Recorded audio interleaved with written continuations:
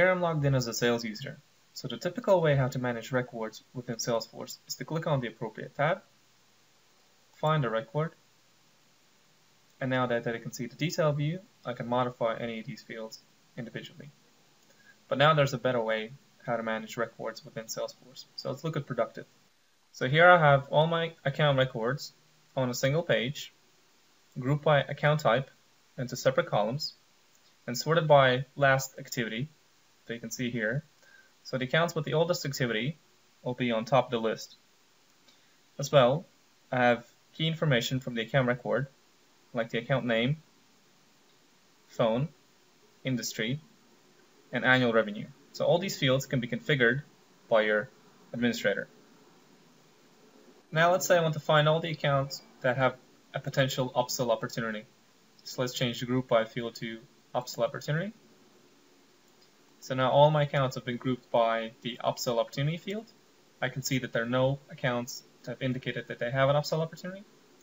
So let's try and find the account with the most locations. Let's change the sort by field to number of locations. Make it descending. Now I can see that United Oil and Gas Corp have the most locations on their account record.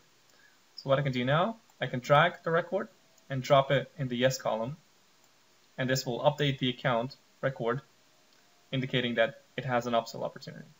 Now let's look at the account record that we just updated.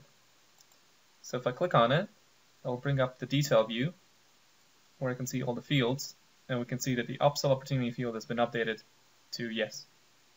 So now I can go in and create the upsell opportunity.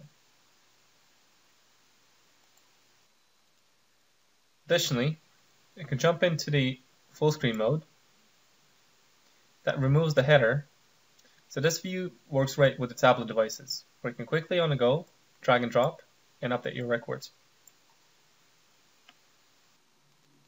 Now let's switch to another object. Let's look at leads. So here I have all my leads grouped into 4 different columns by status and sorted by last modified date. So I can quickly jump in and indicate which of these leads I'm currently working on by dragging and dropping them on the working column. So behind the scenes, the status has been updated. So finally, let's look at opportunities. Here again, I have all my opportunity records grouped by stage, but here I have a number of columns that I've hidden. To show all them, click Show All. So now I can see all the hidden columns. And again, I can quickly get rid of them by clicking the Close button to leave only the columns that I'm interested in. If you'd like to work with specific records, you can select them in the list view and click View in Productive to view them in the Productive tab. So here I'm logged in as a support user. I can see all my cases grouped by status, so I can quickly sort them by priority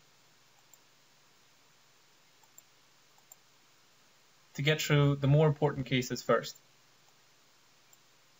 Again, I can drag and drop and update the status. As well, I have access to orders.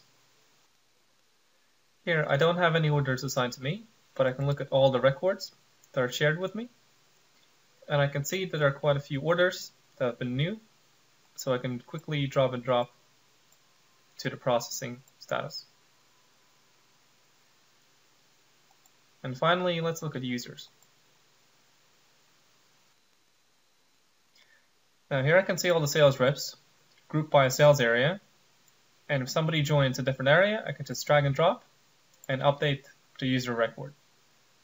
As well, I can look at the department placement. I can quickly move people between departments.